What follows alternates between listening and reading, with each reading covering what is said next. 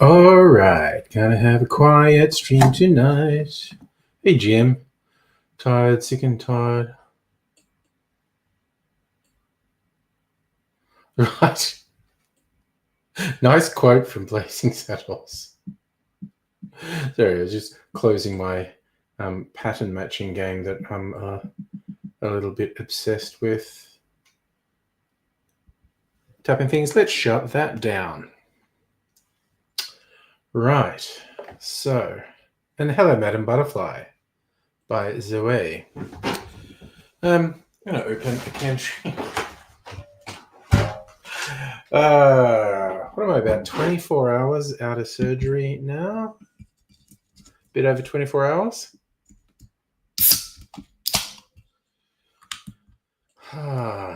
This is very awkward and fucking hurts. No one remembers back to the early days of my dislocation. For the first week or two, I complained quite a bit about how much it hurt. And that's because it hurt a lot. Then I got over it, but then I had to have this surgery. Now it really fucking hurts. And in fact, until the pain meds kicked in, it woke me up at 2 a.m. It was horrible agony. Pain like I don't think I've ever had before.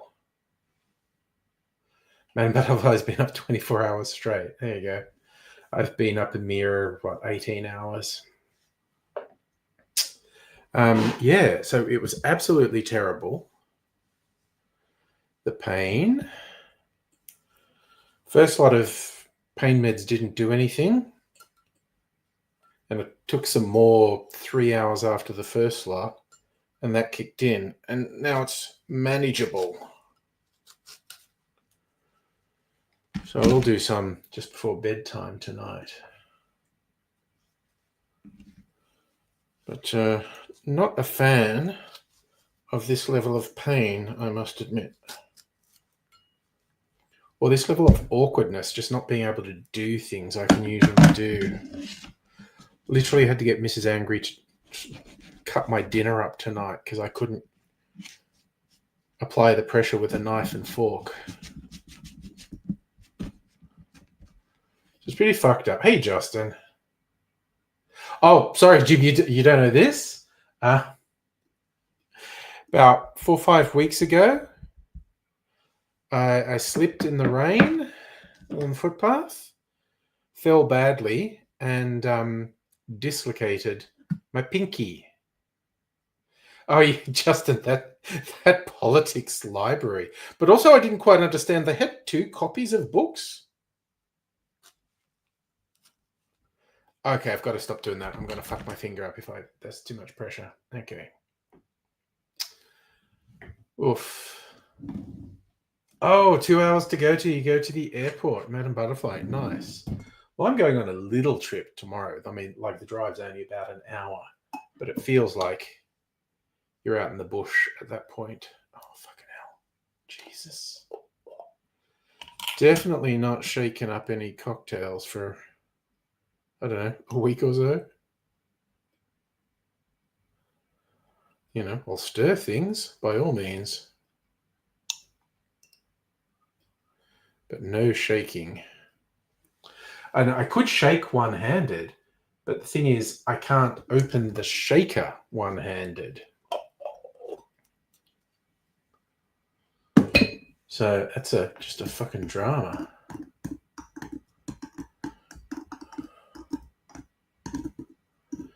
So I'm a bit cheeky with my mineral water here. I don't know what this is going to taste like, actually. And Justin, that is one of the most political, tragic bookcases I've ever seen. It's like, I'm not trying to show this off for sympathy. I need to actually elevate it. It hurts less when I elevate it. Yep, sort of hold it. You're supposed to have it above your heart.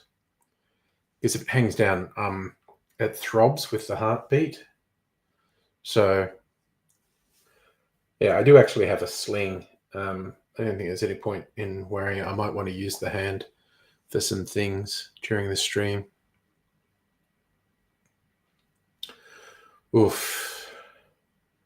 I tell you what, I've managed to hoit myself a couple of times.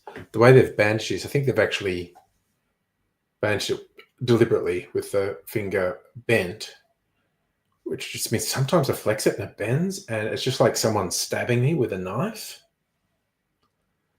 I'm going to go on at some great lengths about the travails of my fucking finger.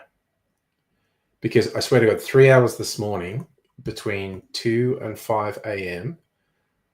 is like the worst pain I can ever remember. And just the feeling it was never going to stop.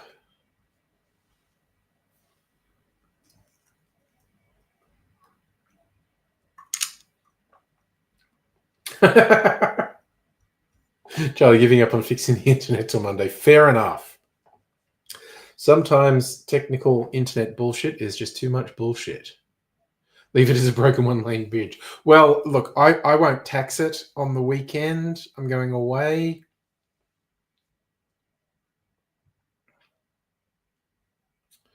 I mean, I might finish Predator Badlands in the morning if it's operational.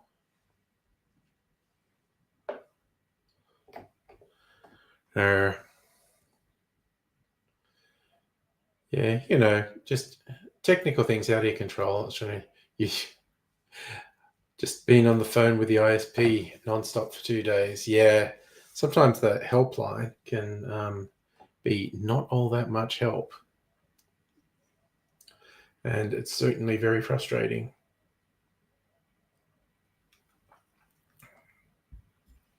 I had an idea that somewhat overly sweet clarified cocktail I made might go well with the mineral water, and it does.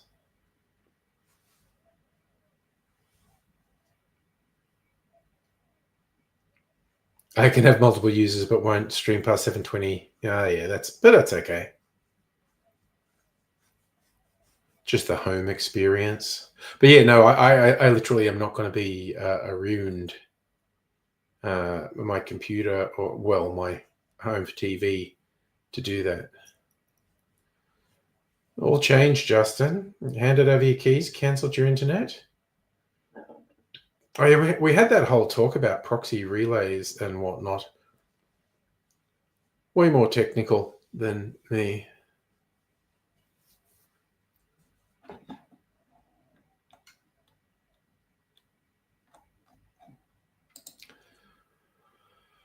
I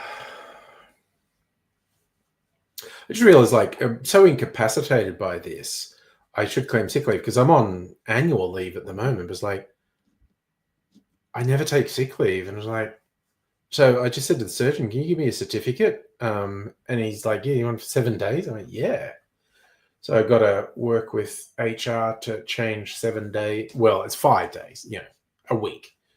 5 days of my annual leave to sick leave. So that I'm saving my holidays.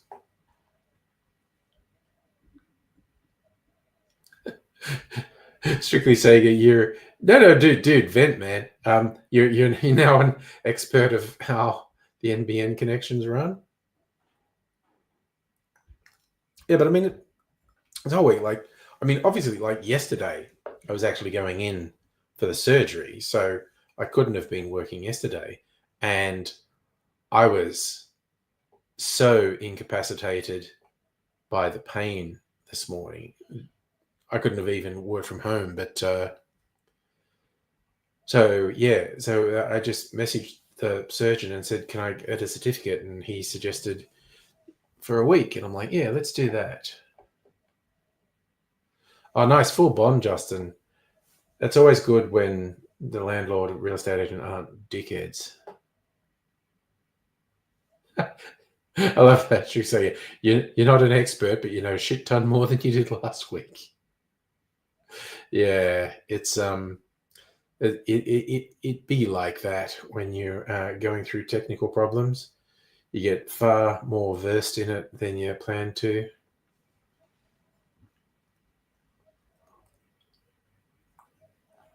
Oh, I was going to show off.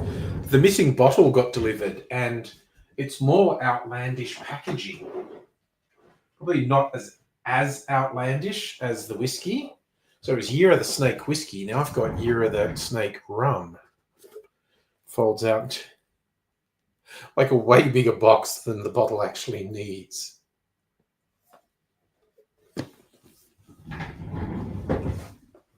So we're not going to drink a lot tonight because of the really intense pain meds I'm on, but we might do a rum comparison, that new one, and my favorite one, and maybe one other Australian one.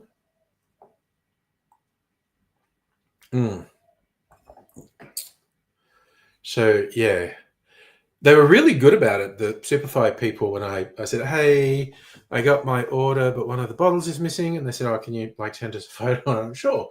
And here's the thing. I'd taken a picture of them for a thumbnail for a live stream. Here's the things I got. And then I was able to show the way they were packed in the box. The missing bottle could not have fit in the box that was delivered to me. So I sent them two pictures, one of the bottles and one of how they were arranged in the box. And they just went, yeah, okay, no problem. We'll get the bottle to you. And it came way faster because I bet they were snowed under with Black Friday orders and it took them a while to fulfill them all.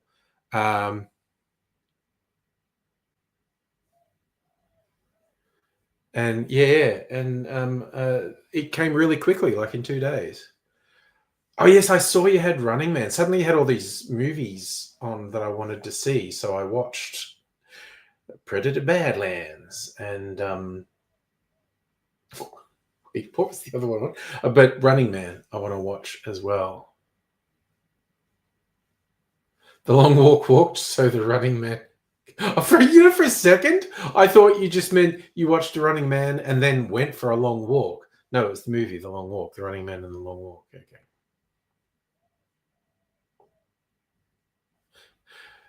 Well, Justin, that's not the your cousin got that review. It's not the only time I've heard of someone with the agent saying, God, it's in better state than when you moved in. I love that. Jim telling Madam Butterfly, claim territory on the Japan trip. Just put your seat back straight away. Assert authority.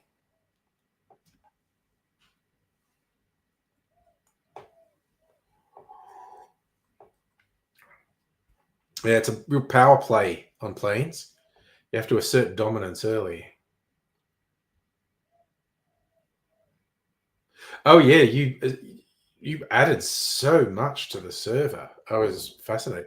Like even a couple of classics that I thought, oh, I probably should watch that at some point. But yeah, there's a couple of the newer ones. Oh, that's a Tron Ares. I was thinking, what? There you have a forgettable movie, Tron Ares.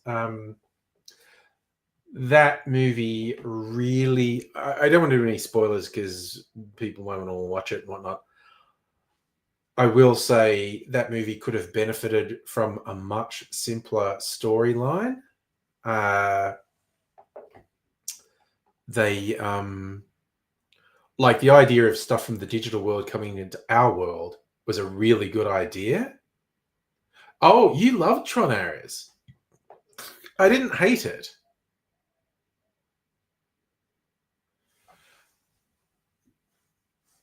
Yeah, I get what you mean by it's a cinema movie, strictly Sega, but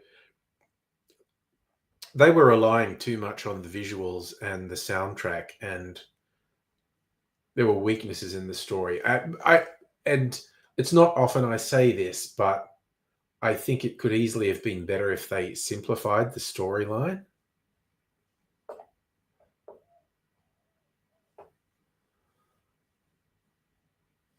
Justin, you'll miss it, but you get your bonds back. Yeah, well, I haven't moved for 10 years, and the last landlord was an absolute piece of shit. And arseholes at the estate agent doing his dirty work, trying to fuck us over. I think we got like 80% of it back. They were just claiming for absolute bullshit. And I think they just, well, we went to VCAT. I think they just kind of wore the guy down at VCAT. He gave them a couple of wins that they didn't deserve. I love that. She's your eyes and ears, a wash of color and sound. It's got to go down as a movie that you can test your home cinema too. Yeah, I get it. It is true, Justin. Messy is not damage. You just have to clean up.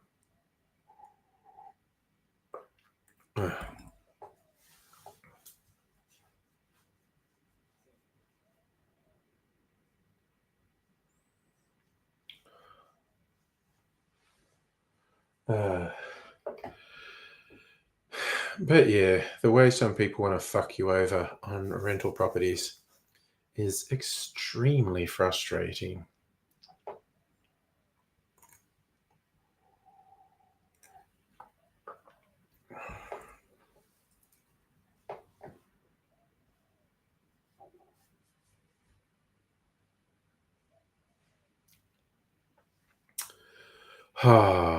Que sera, sera.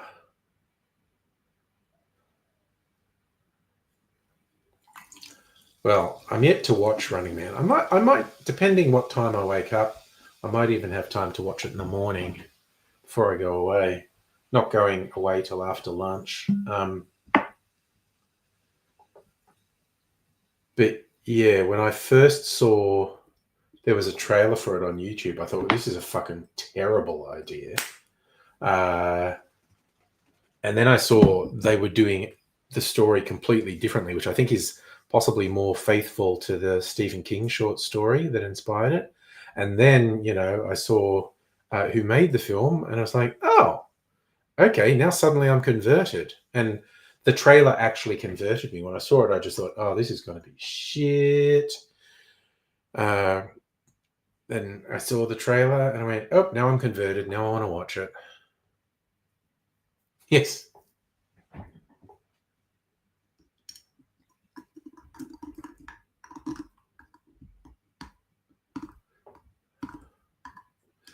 I get what you're saying about endings, Strictly Sega. I think it is quite difficult to have a satisfying ending in a movie. And not that I'm a huge horror fan anyway, but I will point out horror films in particular. Horror films rarely have a satisfying ending. It's usually just something inconsistent or twist, surprise, or just something just absolute meaningless ending.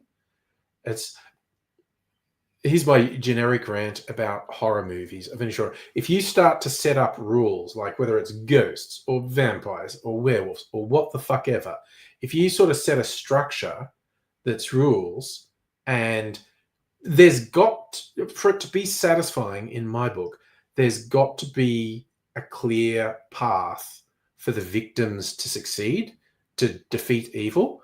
And you've got to, like establish rules so it becomes clear if they're able to do this, this, and this, then they vanquish the evil. And what is so common in horror movies is to end with it's building up to a resolution, but then it's like, oh no, none of those rules we set up actually matter. Oh, and the evil comes back anyway, and it's like, fuck off. Don't set up rules and conventions and then pretend you don't have to stick to them. Oh, and I also agree with you, Strict to say a twist ending over just enough. And that's another failing of horror movies in particular, I think. Just an absolute nothing ending. But I think it's extremely rare to see a horror movie that has a satisfying ending.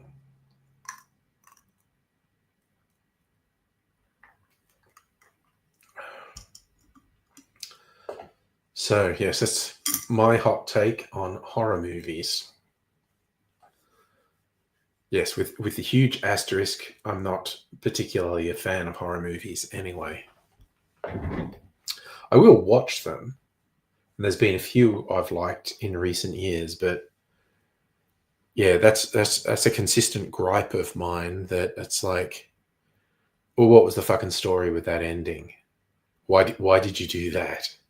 Like you set up expectations, rules, conventions, and then you just went and now we're going to put an ending that just says nothing that happened up to this point was important. Just an idea for this.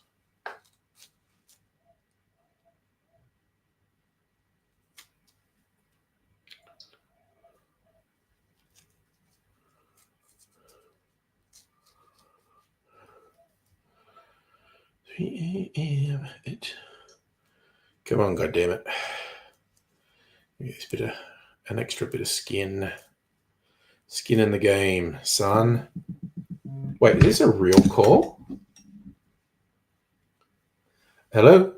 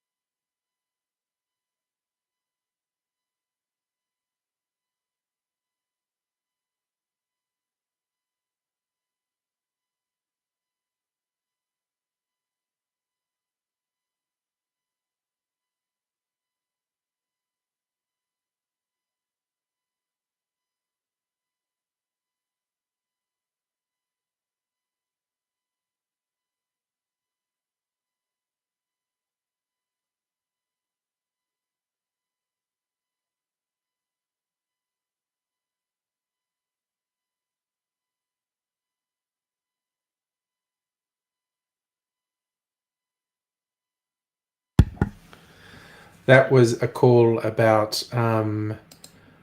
my weekend away. So I just gotta. I was taking notes. I didn't have a pen and paper. I used Notepad. Now I'm going to do a boomer thing and take a picture of my screen.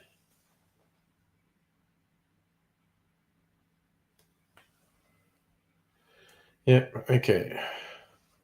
I'm just going to save that number in case I need to call this person. Create new contact.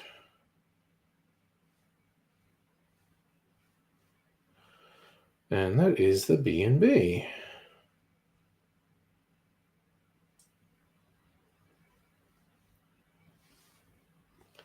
Done. Okay, so she's nice. She's telling me a bunch of bleeding obvious stuff, but it's nice. Ooh, those fingers are starting to ache now. We'll definitely be taking the pain meds before bed. Which it was. It's only 8:30 now. I don't think it's going to get much worse before the end of the stream. But if it does get worse, I might disappear momentarily just to take my pain meds so I sleep soundly. Yes, I was on the speakerphone because, I had to take some notes, So I'll think about, you got a code to get indoors and whatnot. So I had to save all that information. Safa, I'm not going to judge you if you do Hogwarts Legacy. I will not touch anything to do with Harry Potter stuff because of what a hateful, steaming pile of shit Rowling is. She's just fucking awful. She's the worst. And she has openly and explicitly and repeatedly said the fact that people still buy Harry Potter stuff is an explicit endorsement of her disgusting, hateful, transphobic hate speech. So, yeah, actually, I'm surprised how together I am because it's not just that I was awake at 2 a.m. It's it was 3 hours of horrible pain. I know free means you pay you no money, but you're still endorsing Harry Potter shit.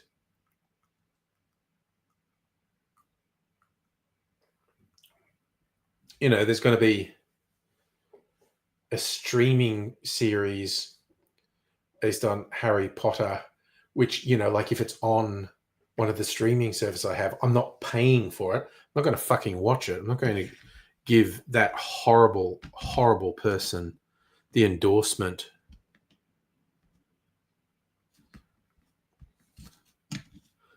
And you can't pretend that's not what you're doing because she says that is what you're doing. How do they get the cast to do the audiobooks? I don't know who did what audiobook. Was it any additional work or was it just the audio from the movies?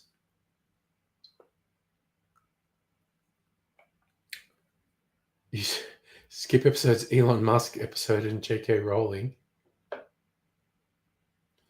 What did I have for dinner? I had one of my microwave things, this chicken enchilada. I had to get Mrs. Angry to cut it up for me because, just the simple fork and off, I couldn't put the pressure that I need to hold it in place to cut it up. It hurt too much. So Mrs. Angry had to chop up my dinner for me.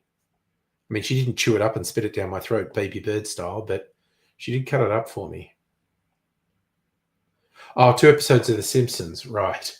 I wondered what you were referencing. But there was that...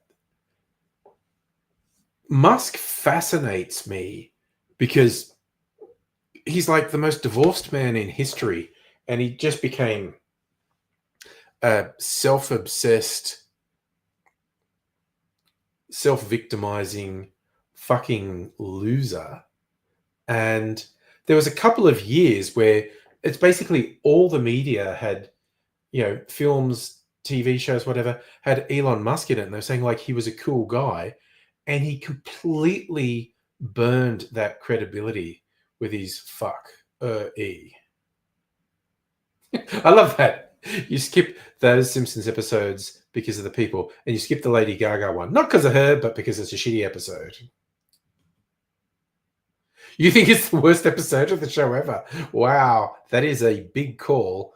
35 plus years of episodes to pick one and say it's the worst. I don't know the show near well enough to make a call like that. I think I have. Did I watch the Lady Gaga one beginning to end? Maybe, maybe not. I don't know. I've seen bits of it at least. And how far away was my hospital? It's about a 15-minute drive. Mrs. Angry took me there and picked me up.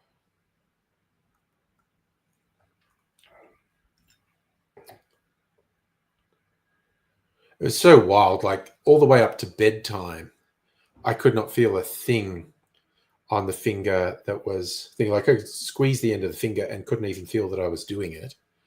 And the thumb was fairly numb for a while. Because they explained to me they were injecting something down here they call a nerve blocker, like this local anesthetic just under this finger, and a nerve blocker under my thumb. So the thumb was a bit numb, the finger was completely numb, and they'd kind of been suggesting, the local wouldn't wear off for 24 hours, but it did. Like I woke up at 2 a.m. and I was in so much pain.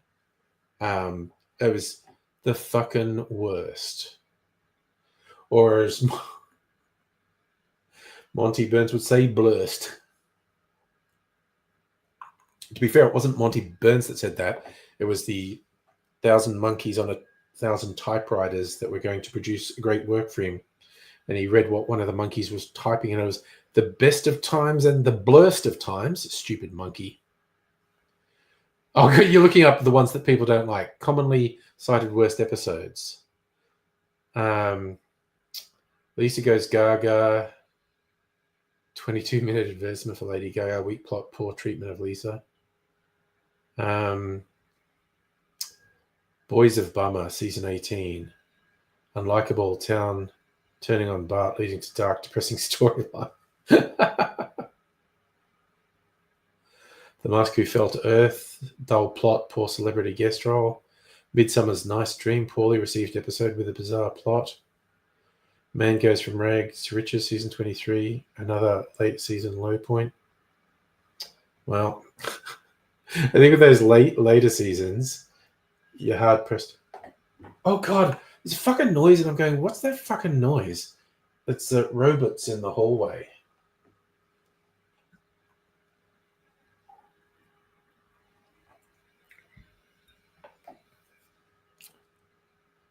Mo Goes From Rags to Riches. Oh dear. It's a funny old world. Golden Age still criticised. Principal and the Pauper. Okay, people always say that. The one with the Sergeant Skinner. Fuck off. That was a funny episode. It was completely bizarre and whatnot. And people just all fucking overreact to that. Saddlesaw Galactica, nonsensical plot, space horses, sign of declining quality. When You Dish Upon a Star, season 10. Yeah, see, I'm not even familiar with those episodes. Kill the Alligator and Run, Strange White Family. Oh, I don't know. I thought that Florida episode was funny. Homer Simpson kidney trouble. Yeah. Okay. Now, I know we're having a discussion. We wanted to have this discussion. So I'm not saying this about this discussion. But it's like when I see YouTube videos and it's someone saying why this show is shit or why this movie shit or why this book shit, I 99 times out of 100 have zero interest in that. And it's like, yes, there is a bunch of stuff I don't like, or there's a bunch of stuff that I don't consider even worth my time. People say, how can you know it's bad if you haven't read it or watched it or whatever? It's going, I can make an informed judgment that the Twilight books are not worth my time. The Twilight movies are not worth my time. 50 Shades of Grey is not worth my time. I can make an informed decision that's trash and is not worth my time. But I don't go on about it. I know.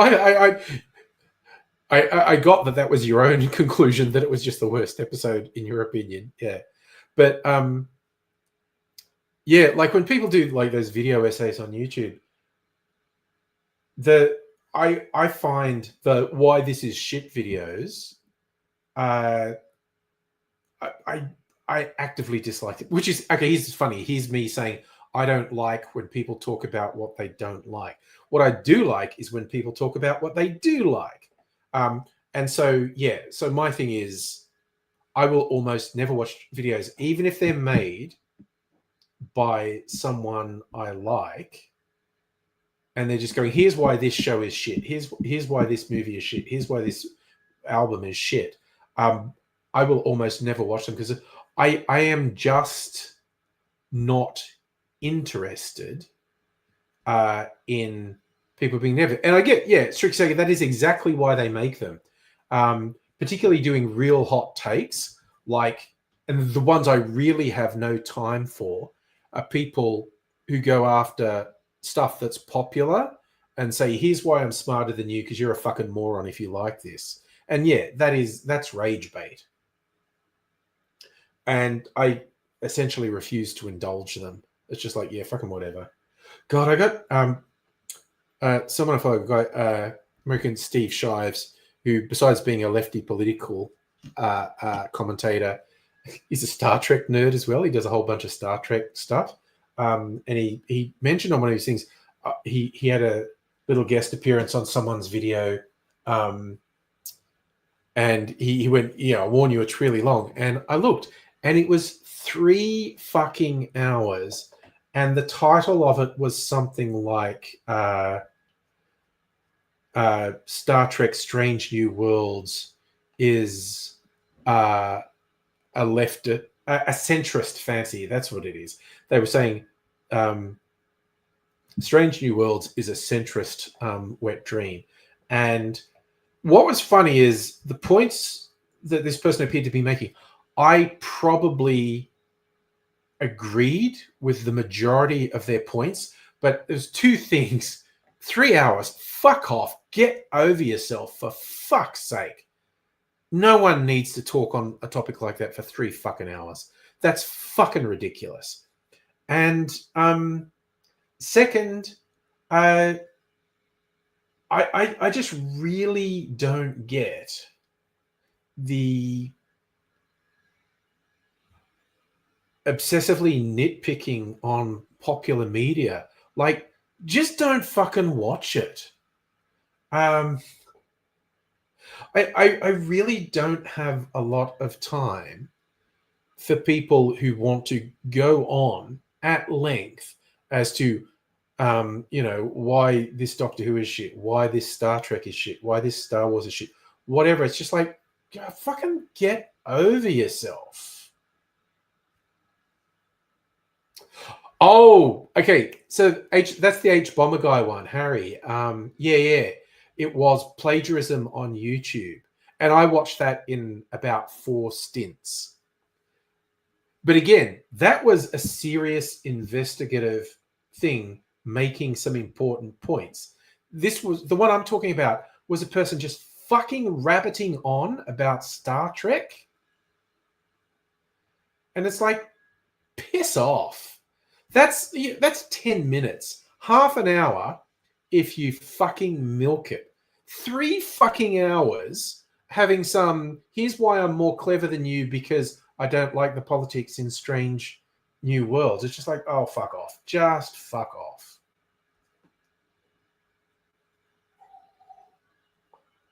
But also, okay, H-Bomber guy, Harry, I love his stuff, but he's done a couple, like, I know he did Here's Why Sherlock is Shit, and I don't watch those ones. It's like, I don't care. Great, you don't like it, and you're probably going to make some well thought out points and whatnot. I'm just not interested in a long treatise on why you hate something. It's like, cool, you don't like it, fine. And so, like I say, even when I probably agree with a person, I just have very little interest in that. Yeah, some people take advantage of extended time on YouTube. I mean, I had one where I was virtually monologuing for an hour. And that's just about fucking whatever.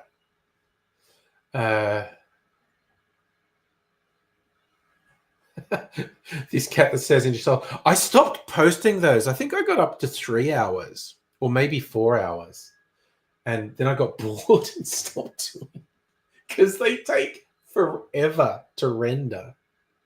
And it was just like, okay, at one point I was going to keep doing it until I got up to 10 hours. But I was just, yeah, it's too much. I'm bored now. It was a stupid joke that no one's ever going to watch. And I'm just bored. And I don't want to do it anymore. Also, Jesus Christ, it makes such huge video files. Yeah, no, it was a fucking day to render them. And it took up so much hard drive space.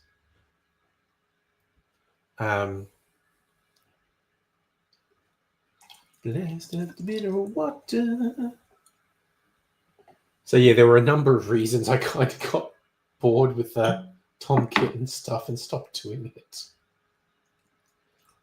No follow through. That's my problem. I do like our in jokes, the memes, the lore of the streams. Like it's just a few of us here and just occasionally randomly coming up with shit that anyone who wasn't on that particular stream won't understand. Oh dear. So that looks really dramatic, doesn't it? It's like I've completely fucked up my hand, and it's just the little finger, and it's strapped to this finger, and there are lots of bandages around it. Didn't even have a shower today, actually. I'm a filthy animal. Didn't leave the house. Oh, nice. Oh yes, how Tim Smith someone is.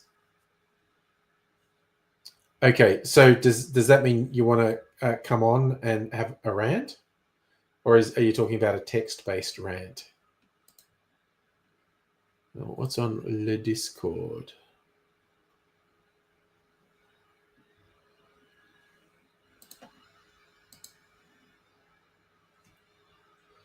Fucking robot's really loud in the hallway. Okay, chat rant. Go for it. I love rants, hot takes. Let's fucking go. Ugh. Never get on in the first hour. Well, you can wait 15 minutes and come on. Because I'm probably only going till 10. Because I'm not going to spend the whole night drinking. Because that would be a bad idea. This is starting to throb a little now. Okay, so is this picture the start of the rant? I'm gonna show this picture. It's just on the Discord.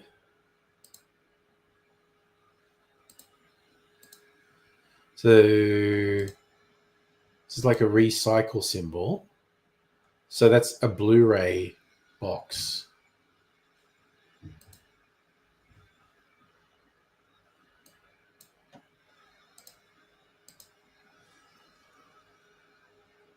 Okay, yes, please talk about recycling. Plastic is a limited resource.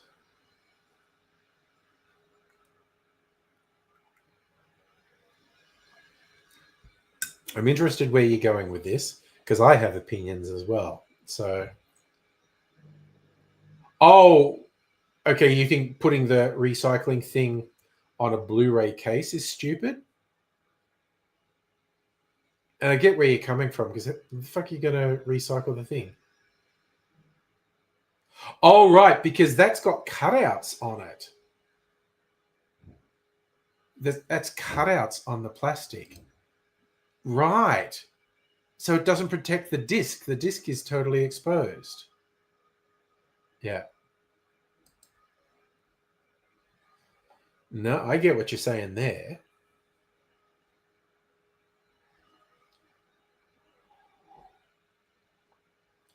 So it's weak and soft. Damn. And soggy plastic. Yeah, no, I get that looks like it wouldn't be very strong. Yeah. Yeah. And that's the thing. When you make something, it's like, oh, I'm being ecologically sound, but it's not useful, then it's complete waste. So my takes on uh,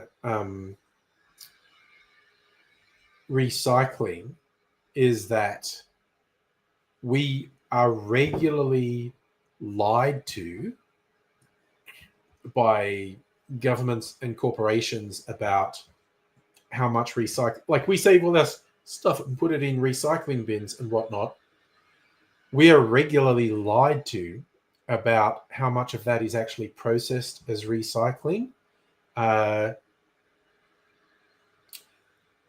And that's a bunch of bullshit. But the second thing is, it's like promoted, like you get things like the Coca-Cola Corporation basically pushing you, look, that's recyclable, it's made for recycling.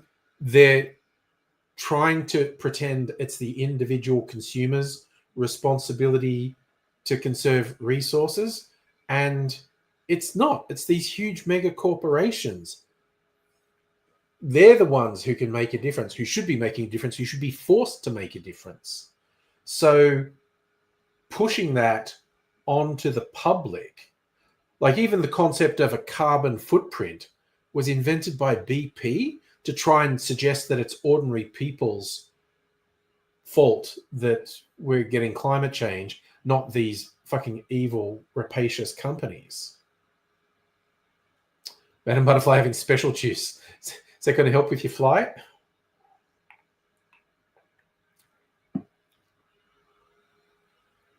Yeah.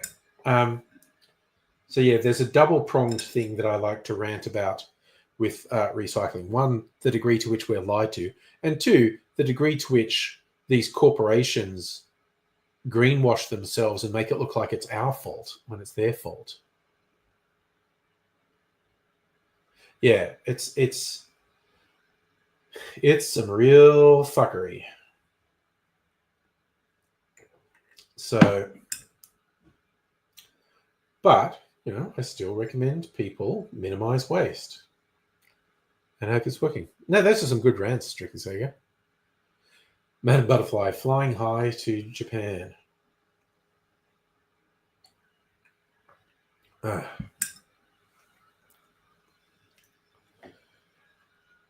That's yeah. And it's kind of like the plastic straws thing. And there's way too much single use plastic. It's very wasteful. And again, that's a corporate thing. Consumers didn't demand for all this single use plastic to exist. So it's the corporations did it as a money saving thing, and fuck the environment as far as they're concerned.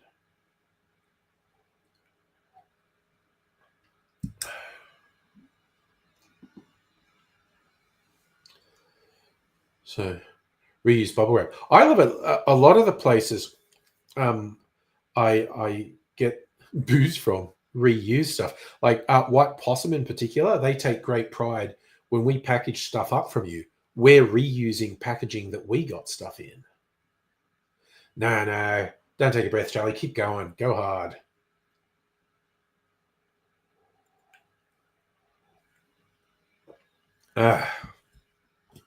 All right, get that can out of the way.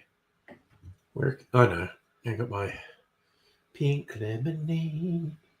Actually, I might do a little rum tasting. I taste this new rum with its ridiculously fancy box.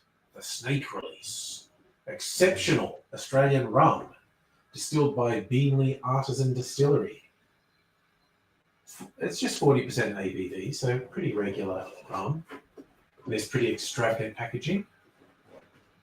It's got some Chinese writing for Year of the Snake. All right, I'm going to read what's on this box, actually. Get the bottle out. But there's a whole little thing in here. What's it say?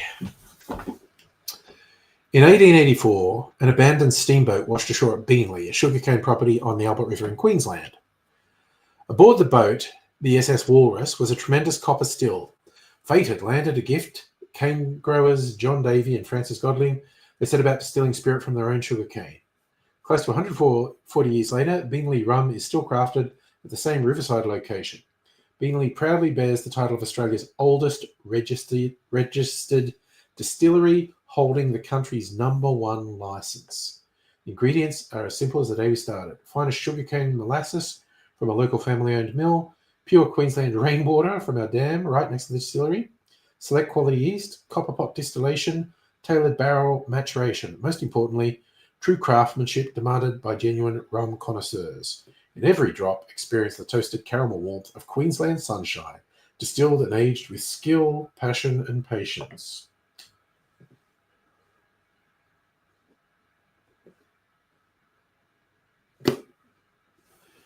So, I think I said somewhere what barrels this was aged in.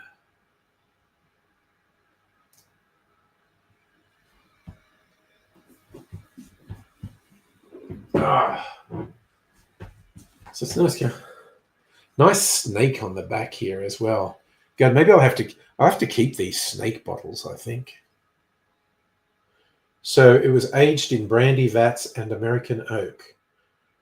It's a blend of column and pot still rums. Bottle number 971 of who knows how many. 22 standard drinks. All right, so I'm going to do a comparison of that. Make a gin and tonic, yeah. You do need an angry package. You should keep an eye out for it. Oh, now I see why you're angry. You paid $30 for that Blu-ray with a shitty package.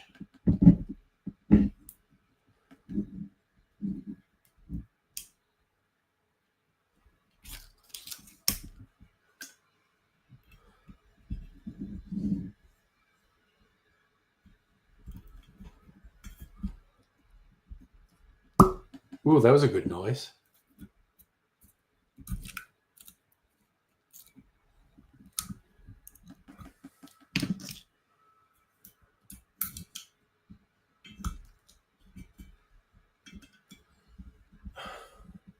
You can see me hurting myself doing this. It's going to end badly.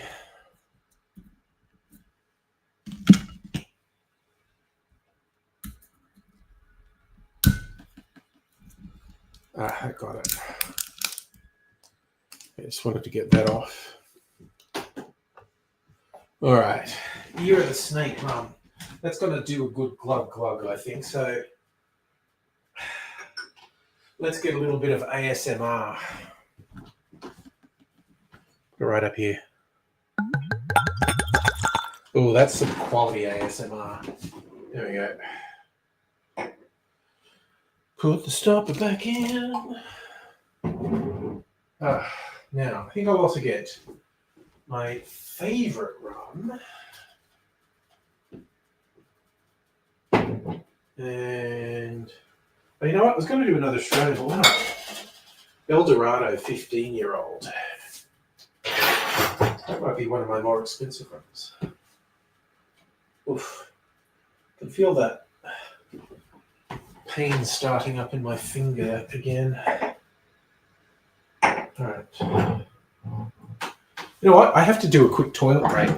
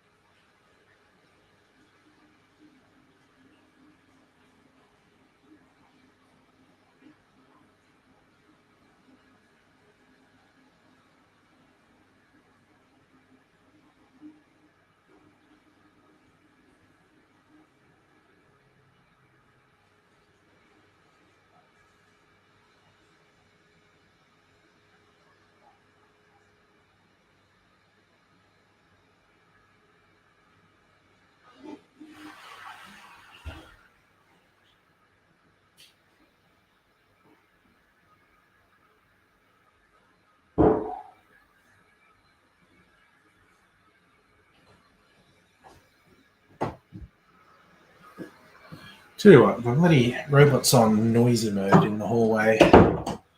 Alright, so Diplomatico. Even just uncorking a fucking bottle's a hassle with this fucked hand. Ooh, that was a big splash. Are you ready? Turn this in rum old fashioned. Let's have a go. Yeah, mug. Alright. What's this? Demerara rum from Guyana. Diplomatico's from Venezuela, I think. Yes, Venezuelan rum. Donald Trump wouldn't like that. They've got Venezuelan rum. There's a Blu-ray of Little Shop of Horrors, the original. Oh, right. The actual... it's a black and white one, isn't it? 4K copy only had the new director's cut. You liked it the way it was. Okay. That's a the original one's a Roger Corman film, yeah? It's got a young Jack Nicholson in it. Okay, sounds like the robot's right outside the door now. Okay. Year of the Snake rum. Oh, okay, so it's the... Sorry, I saw... The original version. Oh, see, when you said the original version, I thought you meant the original movie. You meant there's been a re-release of the musical. Okay. That really bombed at the box office, the musical. I quite liked it, though. Right. All right. Seymour dies in the director's cut. Okay.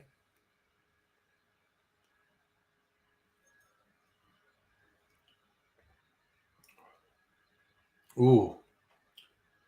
Ooh, that's really tasty.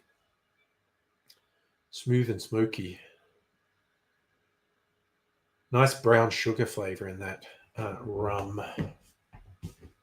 All right. Rinse my mouth out. Yeah, also the alien plant takes over the world. Well, the original Roger Corman one, Seymour basically dies.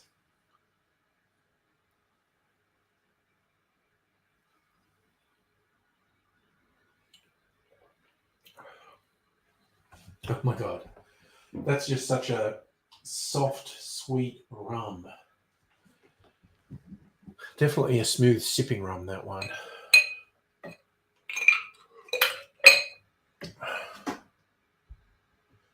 Oh, gosh. Like the old one with the happy ending. Yeah, so do I. Oh, yeah. Jack Nicholson's the one who gets his teeth worked on in the original. Bill Murray does it in the musical.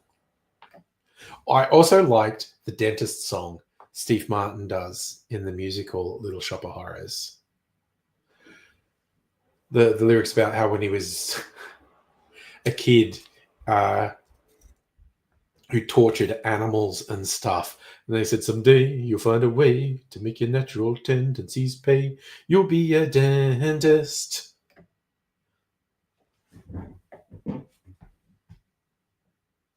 Oh, no, I haven't tried the El Dorado.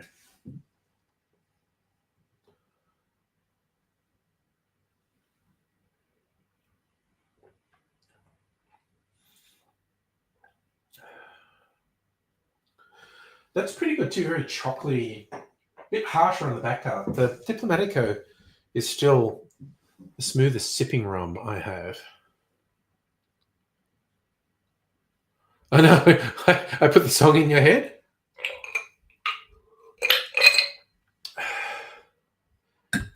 Because I had terrible childhood experiences with a dentist, I really identified with that song. Oh, could you know what just popped in my head? But you say, oh no, we're too late. One of the really random bits in The Young Ones where Neil's complaining about something, and then the shot where they're clearly recording a TV screen of Neil complaining, and someone draws a mustache on him with a texter. What's going? And the voiceover goes, "Stop that! Get rid of that! Get that off!" And then the whole picture goes, and it's just white. He goes, "Oh no! Now it's just all gone. Bring it back quick before Elephant Head comes on and starts singing." And then it's like, "Oh, too late." This guy wearing an elephant head mask, singing "Stop in the Name of Love." See, I just have all these weird things that are stuck in my brain, and words or phrases can bring them up. So going, "Oh, too late," just reminded me of "Bring the picture back before Elephant Head comes on and starts singing." Oh, too late. All right, I might turn those little bits of rum into an old fashioned. I need some more ice though.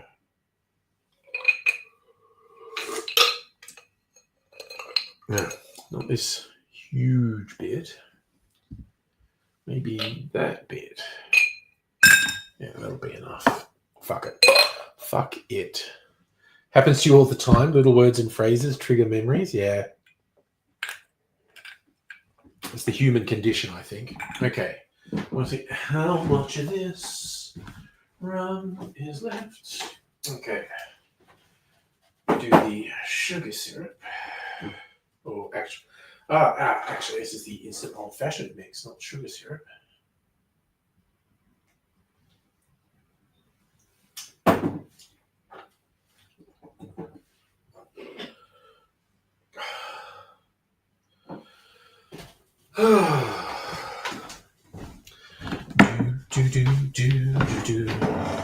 Let's see how much of all this rum is left. Blended rum old-fashioned coming up. Get over. Oh, almost perfect. 60 mils. That's why I like to put in an old-fashioned.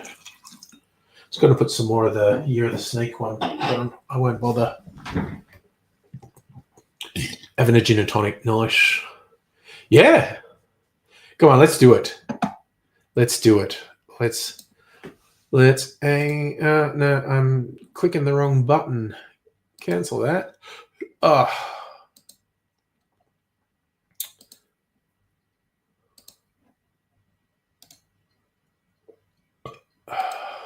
There we go. For Angry Punch. This will be last stream until, I don't know, next Wednesday.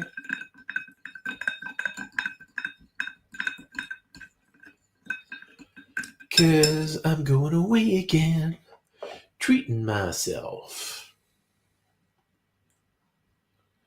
Because I deserve a treat, yo. Let's see, what's this rum old fashioned like?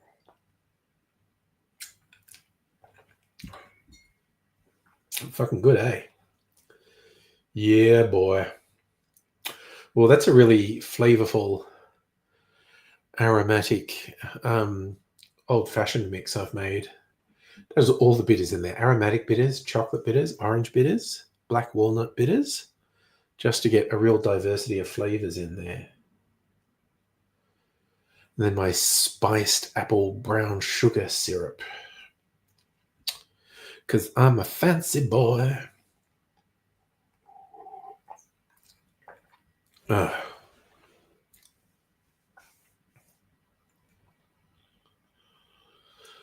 Whew. Yeah, so I gotta get it together to put a little package together next week. I've already got a pretty strong plan for it to go. Oh God, I just remembered.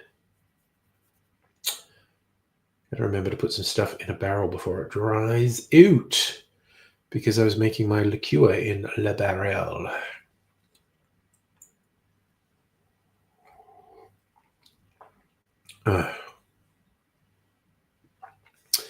And here's Charlie.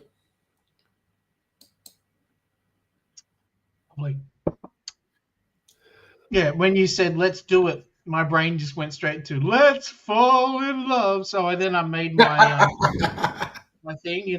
Birds do it, Birds do it, bees do it, bees, even even educated educated fleas do it. fleas do it. So Yes, you got well, to amuse yourself. Who else you going to amuse? definitely, absolutely. And I mean, let's not put too fine a point on it. When they that was a risque song for its time. When they sang "Birds do it, bees do it," they're not talking about falling in love. Oh my God! Talk about songs that are like on the edge. There was Cab Calloway, Oh God, he um, was filthy. mate. Everyone says Minnie the Moocher was like a dirty song, but I don't see that. But there was another one he did called Reefer Man. That's right, Reefer Man, and he Yeah, sung no, it on the Muppets. really. Oh Um, wow. the lyrics. Okay, so what's the matter with that cat out there? He must be full of reefer. Full of reefer? Yeah, man. You mean that cat's high? Sailing. Sailing? Sailing lightly. Get away from here, man. That's the reefer man. That's the reefer man. I believe he's losing his mind. I think he's lost his mind. And then the song starts. Oh, have you met that funny cat, the reefer man? Have you met that funny cat, the reefer man? He said you swam to China and he'd sell you South Carolina. Then you were talking about that reefer man, and so on and so forth. But Yeah. it just he is Bit just about a reefer man. off the top. Yeah. Well, that was the early blues and rock and roll. Was a lot of veiled and Yeah. not so veiled references to sex and drugs, which is Well, it just sex and goes drugs into and the rock and reason roll. I know about it is there was a movie that came out. Okay, rewind a bit further there. Yeah. Okay, hang on. I'm just going to set a timer for 2 more minutes because I've got the sprinkler on and I don't want to waste too much water, but I've got to finish the Okay. story. That's Okay, responsible. so back in the day, there was a thing called a film code, right? Before they Yes. brought in the code, there was just free for all. Yeah, there was no ratings You of have film. women, sitting in a hot tub going, "Come on, baby," and stuff like that, And Christian Catholic, mostly it was Catholic groups back then, were just like, "Nah, we're not having this." And so they invented the code. Now, there was a guy. What was his name? It starts with 2 letters. Hang on. It's international. His name was W.C. Fields. Oh, he was And filthy. W.C. Yes. Fields did not like this idea of bringing in this Yeah. code, right? So Yeah. he made a movie called International House with Bela Lugosi, Gracie Allen, George Burns, and it was the most filth written, full of jokes, like the dirty jokes, like it was so much fun to watch. Even today, you'll sit there and go, "Whoa, whoa." And then it cuts to a song, as all movies from the old days used to do. Yeah. And it was Cab Calloway singing Reefer Man. And I'm sitting there just, I remember seeing, I think it was a silent film, like it was pre-code film, and I can't remember who it was, but it was the sort of shit they used to get away with. It's supposedly a dentist, like a woman going to the dentist, and the dentist is really going to town, like drilling her teeth, but there's really obvious sexual innuendo in their body positioning and movements and whatnot. And it was banned because it's like there's nothing actually sexual in it, but because it was so obviously people knew when they watched it. They knew what it meant, right? And then after the 30s, when they brought in the code, I think it was 1936.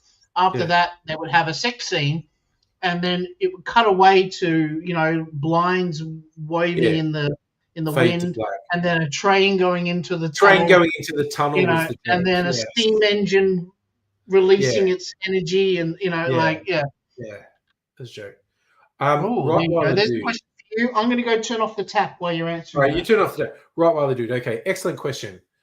Christmas, New Year's Eve. Well, I reckon the traditional Christmas flavors, brandy springs to mind most readily, but also you want to check out my Angry Cocktails channel, the shorts on Angry Cocktails. I've been putting up a few Christmas themed cocktails.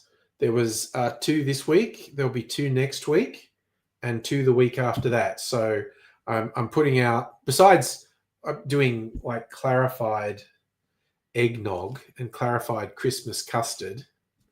Yeah. It is actually the clarified eggnog and the clarified custard are very young. That's a bit of fiddling about, but in the lead up to Christmas, there will be 6 short videos on my channel, 6 different cocktails that I think are suitable Christmas drinks. So, but yeah, just generally brandy. New Year's Eve, I think it's fun to have something to pop.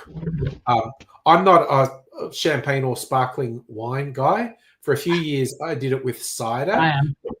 But I also got these spritzers from a local maker. Last New Year's Eve, I did limoncello. This year, I've got 2 because when we were in Healesville last week, Mrs. Angry and I actually visited the people from this winery. Have a restaurant in Healesville now, just opened a couple months ago, and they have their spritzers on there. Their limoncello spritz, and I'm not a spritz person, but their limoncello spritz is fucking Limoncello amazing. is good, Yeah. And they also had a red one, which I thought was going to be bitter, and it wasn't. And they had a drink they called the Italian, which was basically like an old-fashioned, but with a splash of this red spritzer in it. And it was so good. It was really good. They also have a pistachio spritzer. And then in a local bottle shop, after we came back from that weekend, there's a local bottle shop. They had these spritzers on special because they're normally like $25 a bottle. They had like 2 for $40. So I got the limoncello and the red one, so we can have those on New Year's Eve. So I do genuinely think it's fun to have something where you can pop the cork on New Year's Eve, whether it's a sparkling wine, a sparkling cider, or in the case what I'm going to have this year, some spritzers. I'm looking up to see if I can find some limoncello in Dan Murphy's, and it's cheap as shit. Jesus Christ! Yeah. Wow. Okay. I think Dan has it. It's called Zomcello. Yeah. Okay. That's already pre-mixed, or Yeah. It's a bubbly. It's a 330 ml bottle or something. Is it small? Is it? Let me have a look at what I see.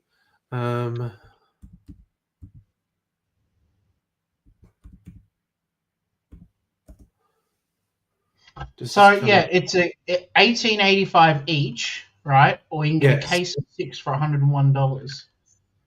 And yes. Depending on the size of them, I'm thinking about just getting 6. Unless it's a big bottle, which it looks like a big bottle. It looks like a champagne bottle. Let me have a look. So the Zoncello, which is the one I had, that's really cheap.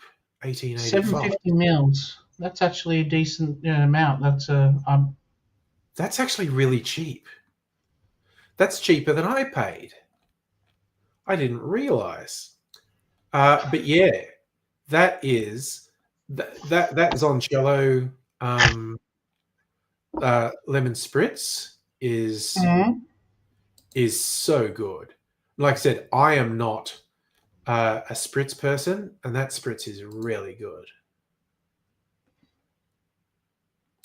Mrs. Angry goes, "Hey, Heine, how you going?" So yes, if I have no idea if I'll be doing a live stream this New Year's Eve or if I'll actually be somewhere. But it might be a shoey again. If it's a shoey, it's probably a concert. Oh, nice! What concert is it? I'm going to go see my favorite band, my favorite local band. Let's just make that clear. It's called the VHS Pirates. Oh, nice. And the VHS Pirates is the singer is Corey, who came third in Australian Idol season 2, Okay. and he sings with a band. Like one of them is his brother, and what they do is they play like clips from a movie on a cinema projection behind them. Right. Yeah. Right, a little bit of a movie, like they'll Yeah. they'll do that bit where Janine goes, "We got one," and then hits the bell. And then they'll start going dun, dun, dun, dun, dun, and then break out into Ghostbusters, Yeah. and then it will go to a scene from Karate Kid 2, and they'll Yeah. do Glory of Love, Yeah. or Flash, by Queen, My Queen. and they'll That's a show bit a of scene fun. with Flash Gordon in the thing before the song starts, Cool. and it just connects the where it came from. They'll show the scene where nobody puts baby in the corner, and then do the "I'll have the time of my life," and Yeah. I love it. I just movie geek, music geek. It's all in one package. That's a bit of fun. Yeah. And the singer is absolutely amazing. Like it gave, like when I saw him the first time, it like did that whole where your hairs stand up kind of voice. Yeah. Yeah. And Cool. I'll be honest, I'm not an Australian Idol fan. I don't put credence in Australian Idol at all. But that's where people know him, and he's a great singer. Yeah. Oh, cool. That sounds like fun. Oh, that's an interesting. Okay, so I'm having something different today. It's called a gin smash, yuzu, pineapple, and lime. Oh, from Four Pillars. Nice. Yeah, right? Yeah. Yeah. And then after that, I've got an Archie Rose gin and soda peach. Yes. So I'm sticking to the gins, I'm not going to switch my alcohols, No, just stick with that. Yeah, that's why I just had a little bit of rum tonight. Yeah, well, a little bit, yes. I suppose compared to the other nights, yeah. Yeah.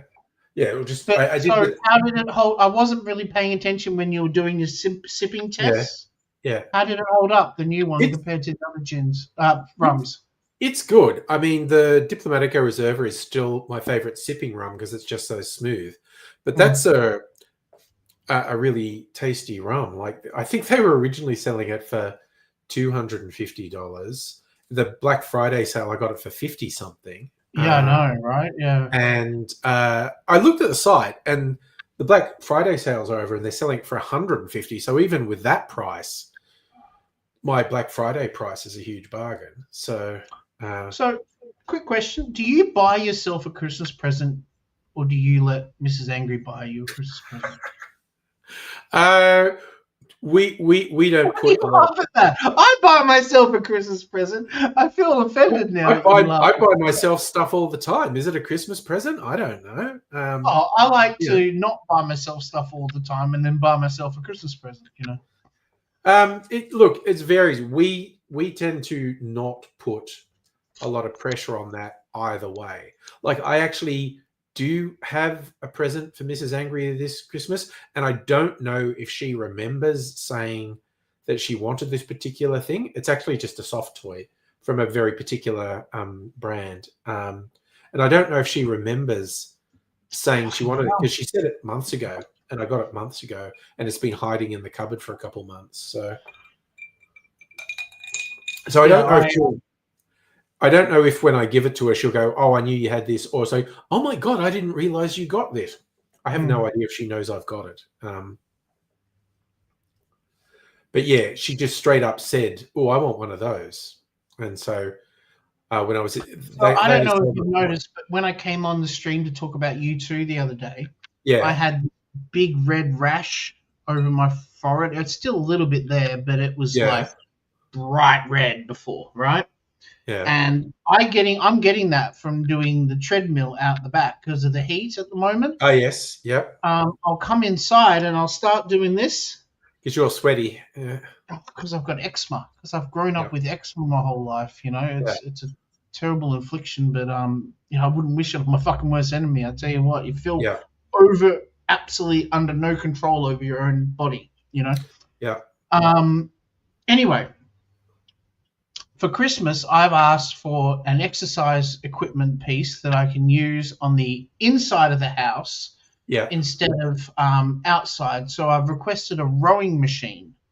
But this Oh, particular one that can actually fold up into a very small size, because yeah. rowing machines are fucking huge. They are, yes. You know, because you're sitting there just, you know, with your chair going back. You know, because I still have Foxtel mainly for the movie channels, and I randomly flick through them, and they tend to have certain movies on rotation for a while. One of Eddie Murphy's underrated ones that I really like, Boomerang, is on the rotation Mhm. at the moment. Just remind me, there's a thing with the three friends. It's Eddie Murphy, Martin Lawrence, and I forget the other guy's name, but it's like because he's like always like a He's super the guy, square, you very know him particularly from the comedy sketch from Kentucky Fried Amazon Movie. Women on the Moon, where Oh there's yeah, a singer that has no soul. He's a black yeah, singer yeah. and he BB doesn't have King. soul. Yeah, yeah. BB He's King presents for the charity Blacks Without Soul. Yeah, but he's also that character in Boomerang. Like he's talks and behaves like a white guy, even though he's black. But right. anyway, Okay. Martin Lawrence's character is a little bit That's the point crazy. I'd like to add is anybody standing next to Martin Lawrence looks like a white guy, you know, because he is the most epitome Yeah, blackness of a, you know, like, yeah. his Sorry. character his character is also a bit crazy in the movie, and there's one bit where they're in the gym and they're going, and I forget exactly, but Eddie Murphy says something to set him off, and he's on the rowing machine just rowing, and Eddie Murphy sets him off, and he just starts ranting, and he's just rowing double time because he's so frustrated at the thing that Eddie Murphy said. So that's again talking about things that make things pop into my head. You mentioned a rowing machine, and I remember Martin Lawrence being a bit crazy in a rowing machine in Eddie Murphy's movie. Uh, but yeah, and speaking Yep, of I remember that bit. Yep. I just people had who, to check it yeah, out. That's all. yeah, Yeah, yeah. people who appear to have actually lost it in Hollywood, Martin Lawrence, like something pushed Mm. him over the deep end in Hollywood because he got Having real said fucking that, weird. Bad Boys 4, kick-ass film. Yeah, Didn't but mind it at all. yeah, but you hear all the stories about Martin Lawrence on the sets of movies, like people aren't allowed to talk to him, and Yeah. people who know him, and in fact, Dave Chappelle actually built it into one of his routines. He's just going like, Hollywood will fuck you up.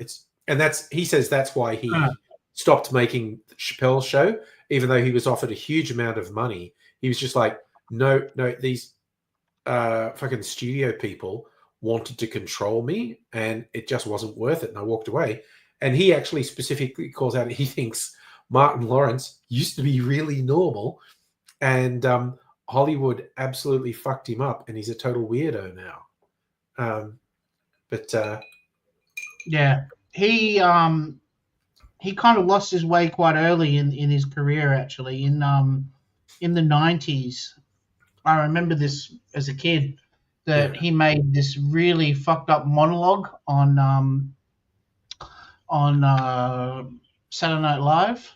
yeah, And this is, you know, like the era where nobody got cancelled.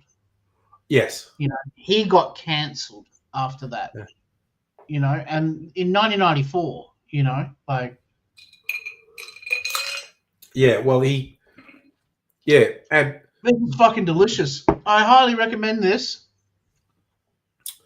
Four Pillars make great I'm not drinks. even a pineapple guy, I'll be honest with you, but my Yeah, God, this is fucking delicious. yeah, I'm drooling. That's how good it is. yeah. Yeah, well, Mrs. Angry and I were at the Four Pillars Distillery last weekend. We actually went on Friday night and Saturday night What's the funny odds of that, eh? Yeah, there you go. because their cocktail list is so good. We wanted to work our way through it, and there's too many to You work through need in to one night. start taking photos and sending them to me because I make the cocktails on the menus. Oh, okay. What I do is that's how I get ideas for cocktails, because Sophie likes to drink commercial cocktails, if you know what I Yeah, mean. Like, yeah, she doesn't like, you know, the Carré Veru and stuff like that, you know, yeah. Veru Carré.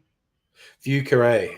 Bucaree, thank you, and stuff like that. You know, she likes a pineapple smash or Yeah, strawberry spritz and that kind of yeah, shit. and yeah, And it's I all get it. around. I love that she's at least loving cocktails. Yes, But what I'll do is I'll do the same thing for me, but without sugar syrup or something like that.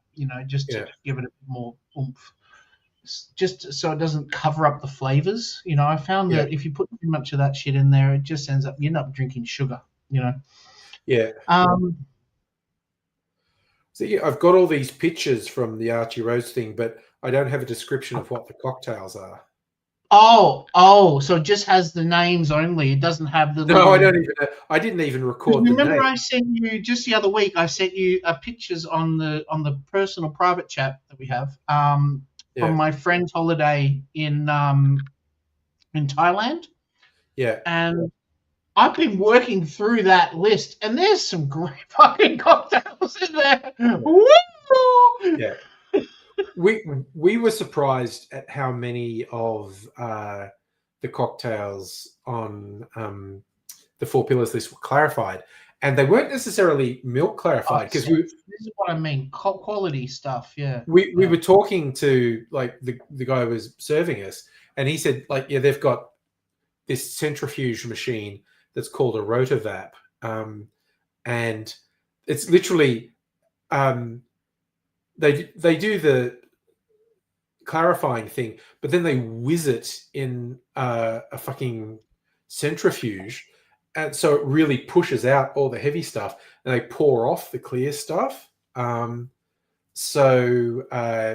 he said like that's a $40,000 machine that they have out there, and it's like, oh, that's why there's 6 clarified cocktails on the menu. It's like if I bought a $40,000 advantage of this $40,000 machine machine that we bought. Yeah, right. Yeah. yeah.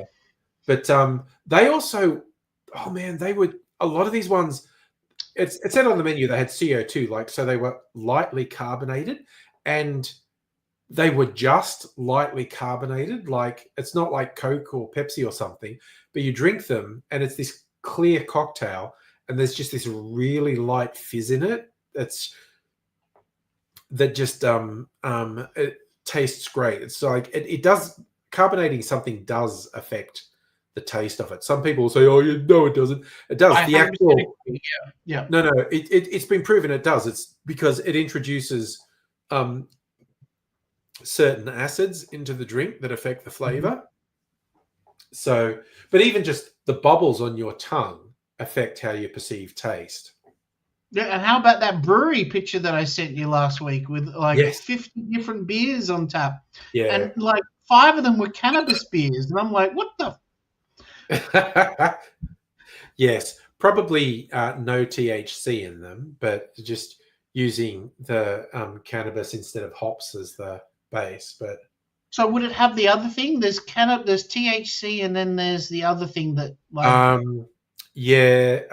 Again, I'm not an expert. It's THC is the stuff that gets you high, and there's the other component. And then there's the stuff that makes you. That technically they say is not an illegal drug. Oh God, what is it? I don't know. I'm not an expert on. I'm not in the Mary Jane community. Marijuana. That's not my thing. Yes, Madame Butterfly has the very special cannabis drinks. the drinks that are definitely completely illegal. CBD. It's called CBD. Yeah. CBD is apparently a non-intoxicating that interacts with the THC to reduce anxiety and make you quite mellow. Yeah. Yes. But yes, the THC is the stuff that gets you high. But yeah.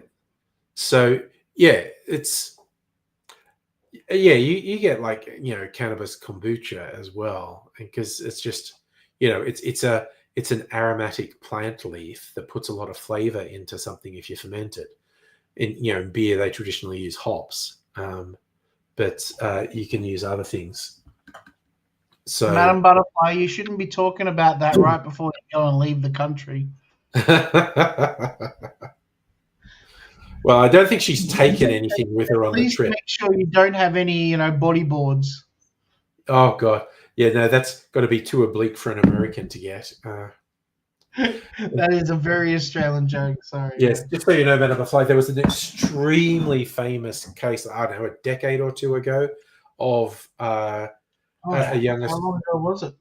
a young Australian woman got busted going into, I think, Bali, with a massive amount of marijuana, and she claimed innocence, saying she didn't know what it was. She thought it was a boogie board, like, little surf thing. But it was widely known that there were a whole bunch of traffickers who would convince stupid young people. 20 years ago now. 20 years ago, yeah. So there are definitely these traffickers who convince stupid young people, you won't get busted if you put this in your luggage and take it to Bali, and I'll give you $10,000 to do it. So it wasn't snuck in there. You really think she did it? She made the choice to do it, yeah? Oh, absolutely. Absolutely. I'm still on the fence on that one. I haven't really paid enough attention. Yeah. It's just that it's so widespread that traffickers convince young people, hey, go have a holiday in Bali, which I'll pay for, and I'll also give you $10,000. Just put this in your luggage. And it's like, man, $10,000 sounds like a lot till you get caught and it fucks your entire life, and you've got 10 years in a Thai prison.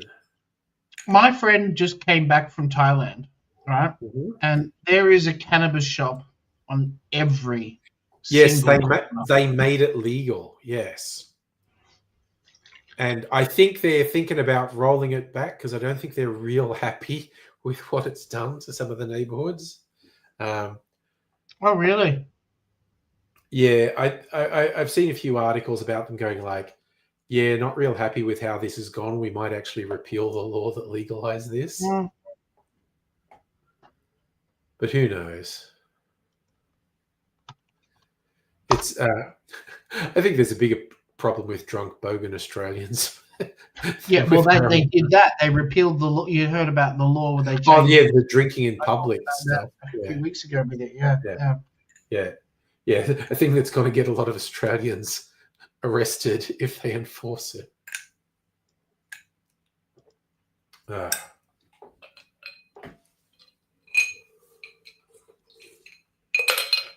Oh, goodness gracious me. Oh, goodness gracious me. That was... See, well, that's what I mean. We were talking about before with sayings that bring up things in your head. Yeah.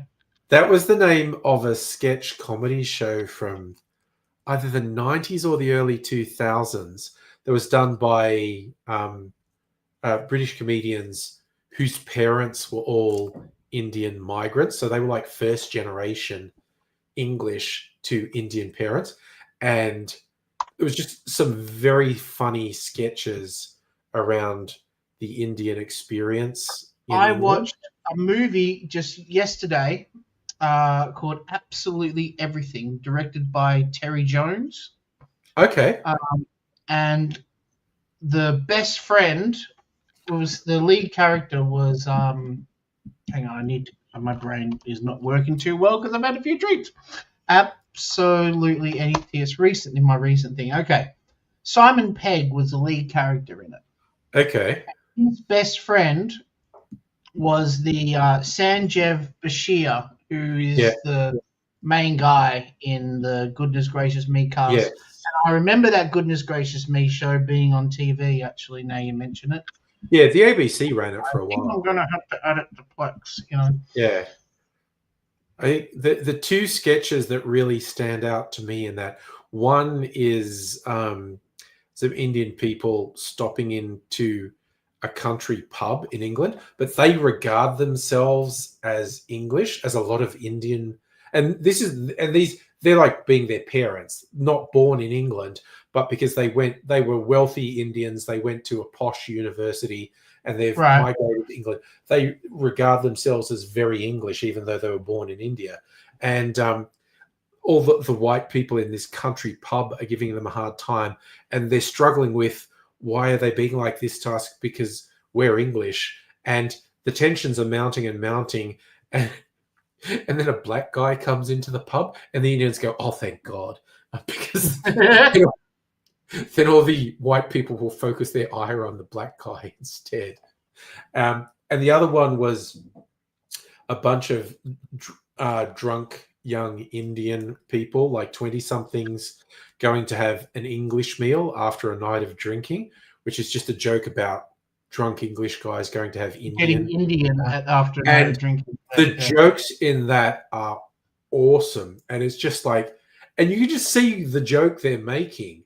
And it's just like, yeah, no, we've literally just flipped what white people do when they're pissed out of their brains and go to an Indian restaurant. It's a very funny sketch. But yeah, a lot of the humor was about being the children of migrants, and you're a first generation born in England, and so you're between two worlds sort of thing. But it was a pretty good sketch show, that one. And again, and goodness gracious me, it was a throwback to 70s shows like It Ain't Half Hot Mum or something. Did you ever see that one? That was about the British Army. What's it called? It Ain't Half Hot Mum. It's about a musical. 1974. Wow. Okay. Yeah, a musical entertainment troupe, the British Army in India, and it's so of its time. It's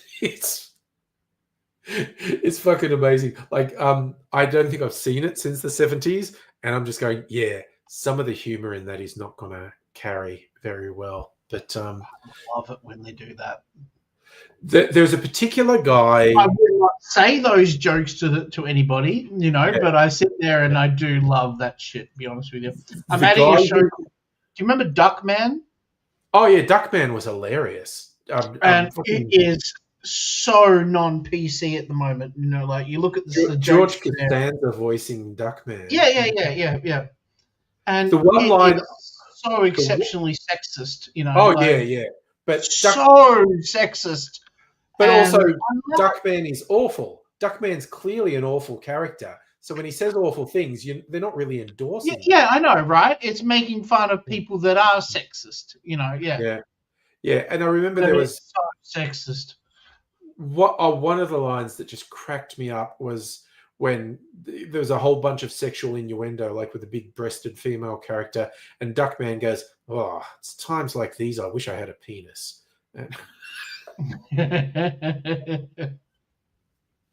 Duckman was a very trippy show, but there's the character that stands. What other old comedy shows do you know really? Do you remember? Oh God! Fast Forward. Oh God, that's 80s Australian sketch. I wonder if that's on here. Maybe. So I'm trying to build up the reason I ask about this is I'm trying to build up the Fast FORWARD. I'm trying to build up the classic collection a bit more. Yeah. And make it a bit more interesting, there it is. 1985. Wow. Yeah. No, that wasn't it. That was something else. That's a Sidney Poitier film. Fast. I thought Fast Forward was 80s. Yeah, but what year? 1988 or something like that. I know there was a comedy company. Yeah. Fast that was 80s. Forward TV show. Australian comedy series. Started in 1989. Oh, right. So it was right at the end. And in the 90s. Con the Fruiterer. Yeah. In the 90s was kind of. Kylie Mole was in Fast Forward. I thought she stopped up comedy company. Oh, I don't know. But in the 90s you had, because those were boomer sketch comedy shows. You had your first Gen X sketch comedy in the 90s with like the D Generation and the Late Show. Yeah, I love the DJ. I love the Late Show. Yeah. But if you go right back to 70s, besides It Ain't Half Hot Mum, you get things like Some Mothers Do Have 'Em. Not that. No. That was what was funny is because that was Michael Crawford doing that ridiculous character. Yeah. And it turns out he's actually a really good performer, and he had a huge career in musical theatre, like being the lead Yeah, he in was Phantom. to me, he is the Phantom. Yeah. It's like he got famous playing this ridiculous character on the BBC, but he is actually a really, really accomplished musical performer, and he became a huge musical theatre star, which is wild. It's so weird, me out It drinking is. you. It's really weird. Like, I am really fucking spinning out of it, Yeah. Or oh God, Love Thy Neighbor. That was a weird one. Oh, there we go. Now Yeah. you're talking. Conservative white guy has a Jamaican couple. Yeah. It's they're basically the Meet the Jefferson, but the English version, right?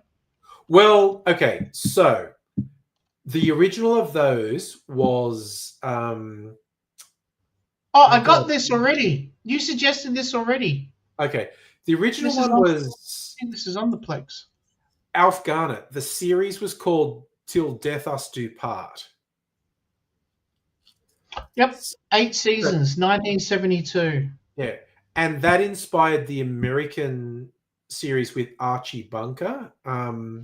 What was that called? But the Jeffersons was a spin-off of Archie Bunker. All in the Family. The American one was called All in the Family. Yeah.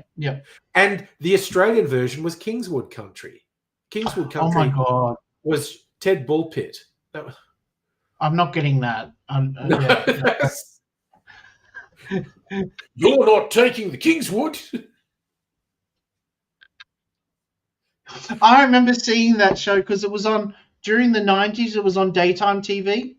Yeah. And that was my exposure to Kingswood County, Kingswood Country. Yeah. Kingswood Country. Yeah. And no, that did not do it for me at all, even back then. Yeah. But you know who did? Norman. Norman Gunston. Gunston. Yes, Norman Gunston. Did he have a show? Oh God, there was Norman Gunston shows on and off for a decade. Like he got the Gold Logie at least once, I think. He used to talk about the Gold Logie in nearly every episode. Yeah. So I think that was one of the first mainstream shows, with the awkward host. Oh, speaking of awkward hosting, hello, Dr. Abigail. Hey! Hello. I was talking about you before. I have been asleep. That's fair. Oh, lovely. I have not been asleep since 2 a.m., so I'm probably going to sleep. Yeah, the dude's in too much pain tonight. What happened to your hand? Oh, I had to have surgery on it. So it slipped over on grass. Yeah, but Abigail knows about. I know the story. I finally went to see a GP, and he went, "No, that's fucked up. Those people should have done something more. I'm sending you to a specialist." And the specialist went, "Yeah, that's fucked up. We're going to have to do surgery to fix the ligaments that are all out of whack there." Damn. So I had surgery yesterday. Wow. And when we saw the X-ray, you could see the bone on the little finger was too close together. If you bent that, that would have just cracked it into each other. Well, I couldn't bend it. I couldn't bend that. Yeah. Okay. Wow.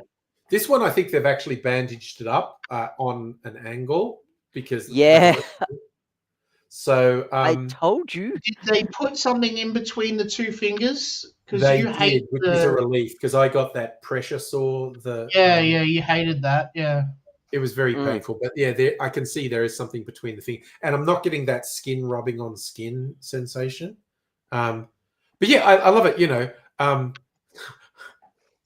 actually said to the surgeon, Abigail, when he was explaining to me, "Oh, we're going to cut there and do that," and I went, and it was local anesthetic. It was just under local, and I was sedated, so I didn't think I lost consciousness. And I thought I was lying there for about half an hour, maybe. And it was like an hour and a half or 2 hours.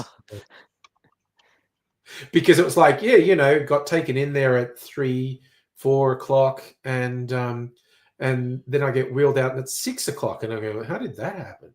It's like, drugs, man. Yeah. Did you get a video of it? See, I told the surgeon, I have a friend who will say, can you video it for me? and he just laughed and said, "You won't know what's happening.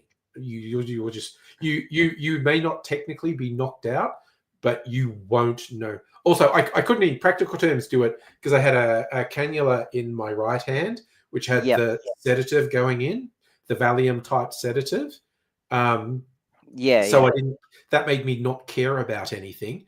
And on the actual hand, so that's what you take every other day. Yeah, I know. So I don't care about anything. Yeah. So in the actual hand, they had a local injected under the finger they were doing it to, and they explained to me they were doing what they called a nerve blocker under my thumb here. So when I came out of it for like all the hours afterwards, I just couldn't feel this finger. I go, this is so funny. I can squeeze the finger and I can't feel it. And the thumb was a bit numb. And anyway, I woke up at 2:00 this morning and the local had worn off and I was just in horrible agonizing pain. And I've got some really serious pain meds, but they didn't kick in. Like I took them and for about 3 hours, I was just in the worst pain that I can remember having. And I was really unhappy and my brain was just going, this is it. This is the rest of your life. You are never not going to feel this pain. Oh, God. No. And I took another dose of the pain meds after 3 hours and they actually kicked in and they control it now. So I've got to do, I did it like at lunchtime, like between noon and 1 p.m. was the last time I took some. I'm gonna take some now-ish before I go to bed. So it's still it's just like this dull throb as opposed to the worst agonizing pain I can remember actually feeling ever.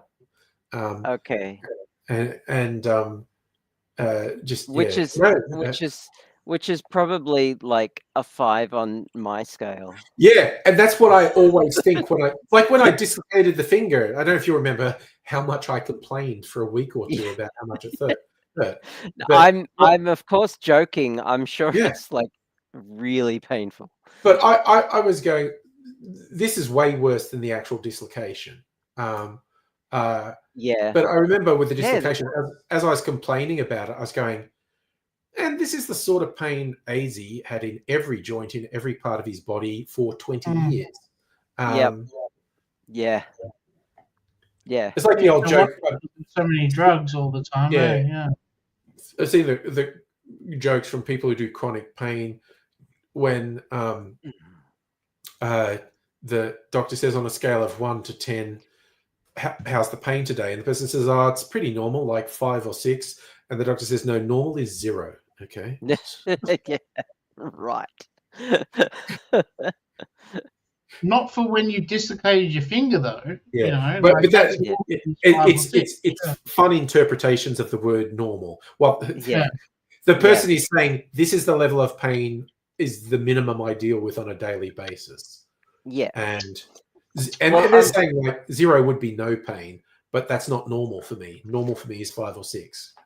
I'm glad I caught you. Because I didn't realize that you would be going to bed early. I am going to bed on early a party night because no, it's not a long night. Yeah. Tomorrow. Yes. A piece of my artwork is actually being exhibited in our studios. The studio I go to is having its end of year gala event. Oh, nice. At a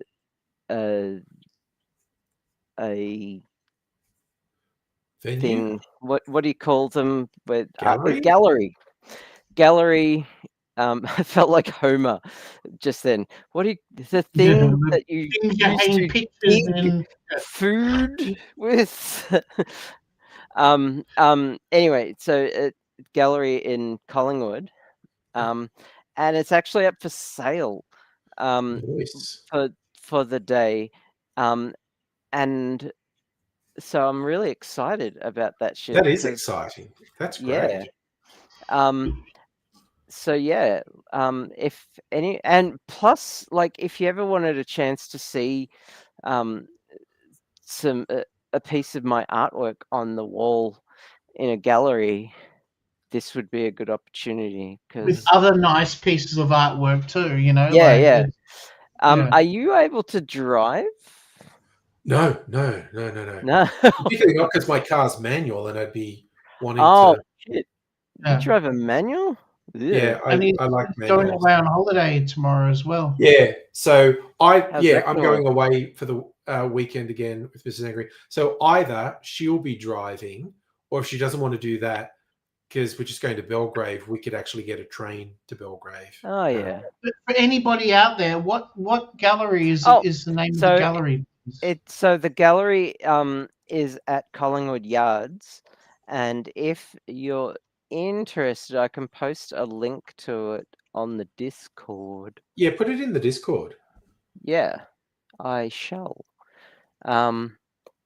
And yeah, I'm really excited. I'm just looking. Good old Collingwood forever. Sorry. My mother was a my mother is a Collingwood supporter. Yeah. My father's a Fitzroy supporter. Oof. Yeah, I know. 90s. Yeah. Yeah, yeah. Oh, good. That's a real Melbourne experience, and What? you're all the way in Perth, so Yeah. Dude. Really, Like I said, I am Melbourne. I've brought Melbourne to Perth with me. yeah. and a really awful Melbourne joke, like kids at school in Carlton, and a new teacher's at the school and says, class, I'm really happy to be here in Carlton now because I've always been a Carlton supporter and now I'm teaching in Carlton. Hands up, everyone who's a Carlton supporter. And all the kids except one put their hands up. And so she says, this one kid, why aren't you a Carlton supporter? And it's like, well, I'm an Essendon supporter. Why would you be an Essendon supporter living in Carlton? He goes, well, my mum's an Essendon supporter and my dad's an Essendon supporter. So I'm an Essendon supporter. And then she said, you don't do stuff just because your parents do something. What if, like, your father was a drug dealer and your mother was a prostitute? And what would you be then? And you go, I don't know, a Collingwood supporter. That is a very That's nasty Melbourne Very joke. famous joke. I love that. Oh, One. Yeah, I yeah. love it. I'm But sorry. I I mean, did a bit my tongue isn't then, that sorry. just every single religion on the planet? Oh, absolutely. Yes. Yeah. It's, well, no, some people are converts, to be fair, but Yeah. 90+% of people who identify with a religion, it's just because that's what they were raised with. And it's very funny when you point out to them, like, if you were raised in a different religion, that's what you'd be. And they go, no, I would have found the true faith. No, you wouldn't have. You've just gone with what your parents put you in. Exactly. But it's a whole. Where's this link? I'm waiting for the link to come up on Discord. I'm trying to get it's on my phone. Please don't look at porn on. Okay, so it's the whole copy paste thing. Yeah. I'm sure I can do it on my. I bet you can work it out. Computer. Yeah, I'll do it. Is it the Appy Art Center Collective? What? What the hell are you talking about? APYART Center Collective. No.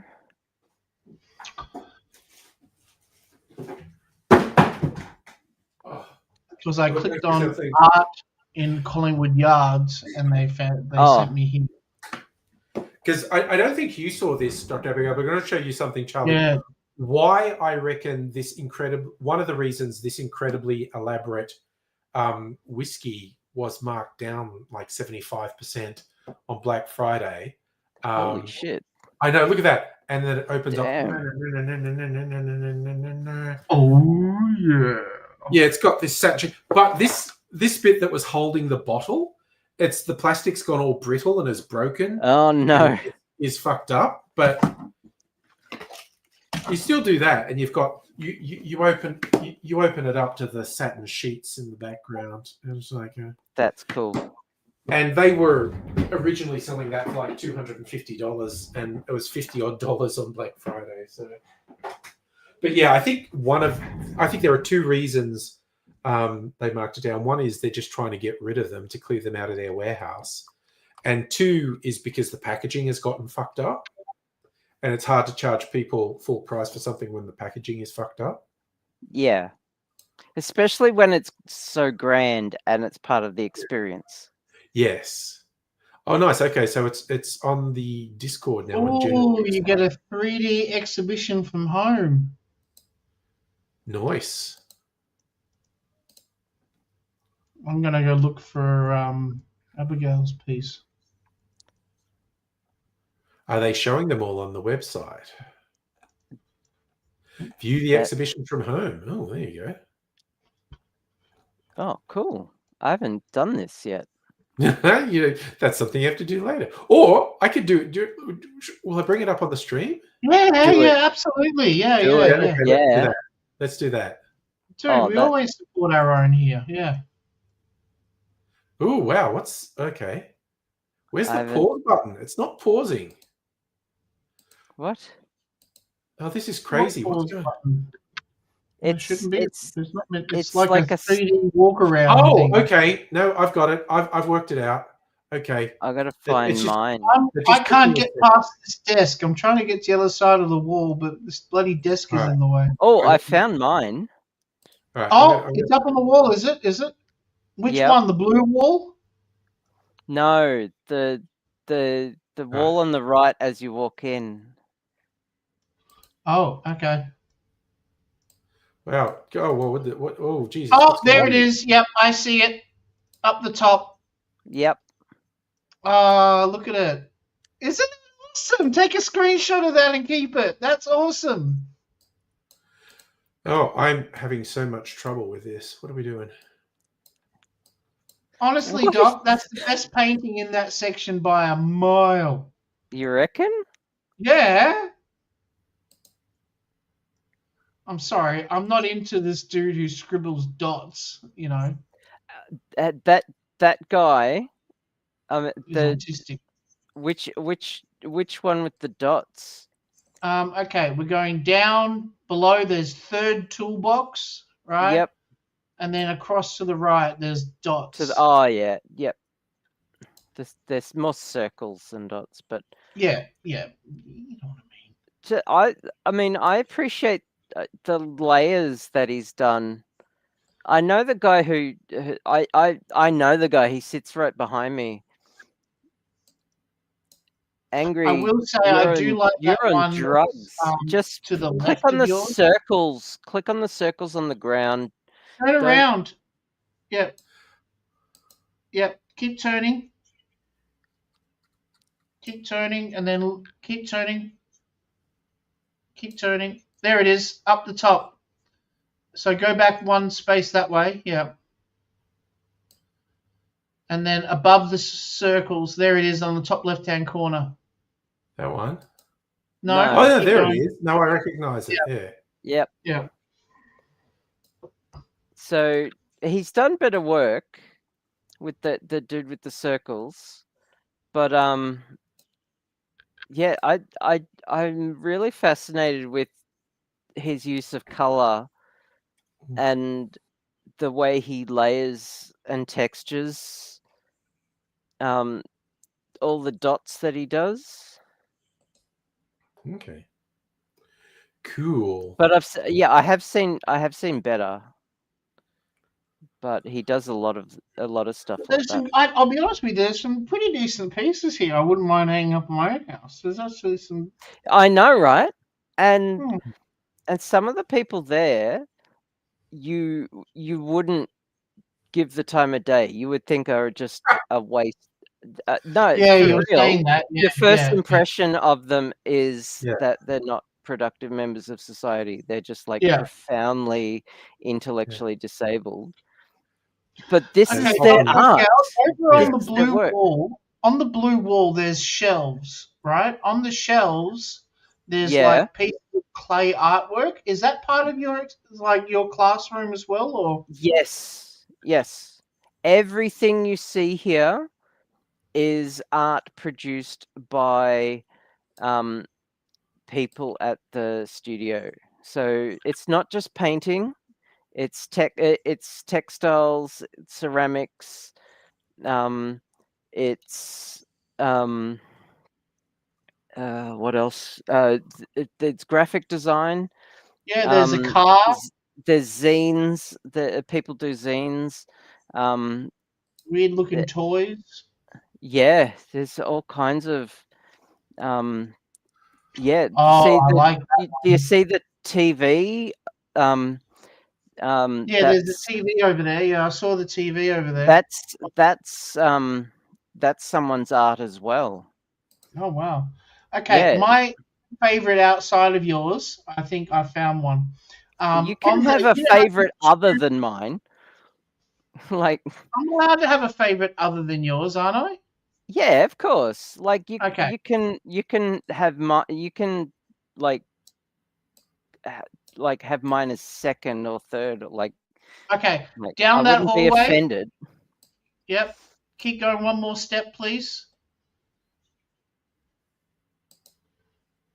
Yep. Turn to your right. That's left. That's right. Yep. Keep going a bit further. Whoop. No. Go back. Back in that hallway again that you were in. Yep. Would it be easier if I just shared my screen? No, he's got it up. You know, Okay. he's just having a wander around. I'll let him have a wander around He's first. been awake for so long. Yeah. But yeah, the blue one underneath the big art piece, it looks like something straight out of a ABC promo. Which one?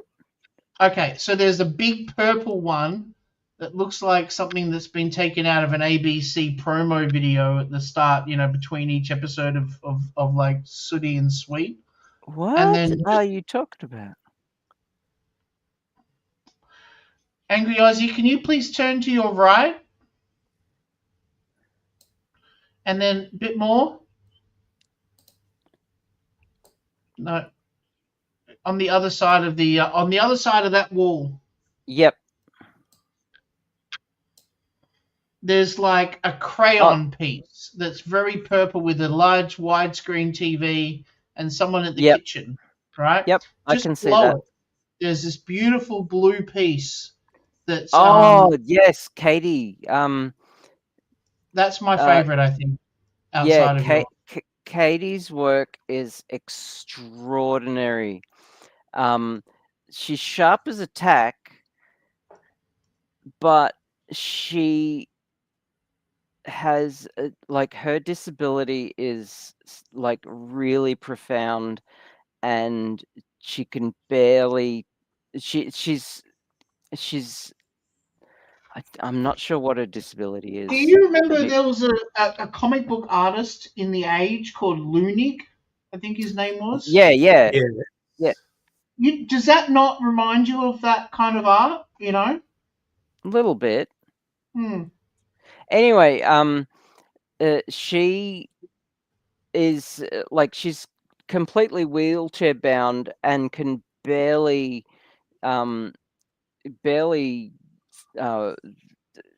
move. It's almost like really profound Parkinson's disease. But she's really young and she's sharp as a tack. But like interacting with her is really difficult because she's drooling. She's like always has a support worker, and and yet she can do stuff like that, you know. Yeah, and I saw a whole like she had a whole wall of art in this gallery at one point, and all like pretty much every piece of her had a red dot on it, which means someone bought it. Yeah, I would snap that up in a heartbeat. Yeah, it was extraordinary. Yeah, like. Okay, so that's just, you know, I'm not a big art expert, but that one is the one that stands out. And that's watercolor, which is hard. Watercolor is because you can't go over a mistake. Change it. Yeah, you can't change it. And she's just used blue, just one color, and the way she's been able to like shade it and like just being able to she's unable to mask off areas, so I she's just put a request in to share my screen, Angry, if you're interested in seeing the piece that I'm talking about. she's unable to mask off areas, so the way she's been able to like have this fine contrast as well as the different shading techniques, and it's just amazing. And I've seen other work she's done with different mediums, and she always tends to do things in the color blue, which is Right. fine, you know, but she just It's a like, motif. It's a motif or something they Is it call a it. Yeah. blue period? but Dabba dee dabba da. she did this picture of she did a painting of a boat below a glacier, Okay. and it was like so impressionist, but it just Yeah. was amazing. It's by far one of the most profound pieces I've seen Yeah. hanging in this gallery. Okay. It was just When it comes to like art galleries, it's not necessarily like, oh, look at the way that they did the strokes and stuff like that. You know, it's just sometimes just a picture that stands out to me that I go, wow, look at that. That looks really in depth. You know. Yep. Look, there's Pat. Hello, Pat. I just brought Pat on to say hello because I can feel the pain meds wearing off on this. Yep. Okay. Yeah, no, it's got to the time anyway. Yeah. No, Yeah. you said you're only going to be on for 2 hours, so. Yeah. So Yep. I'm going to sign off for a while. I'll see you all another time. Bye for now. Bye. You are totally fucked!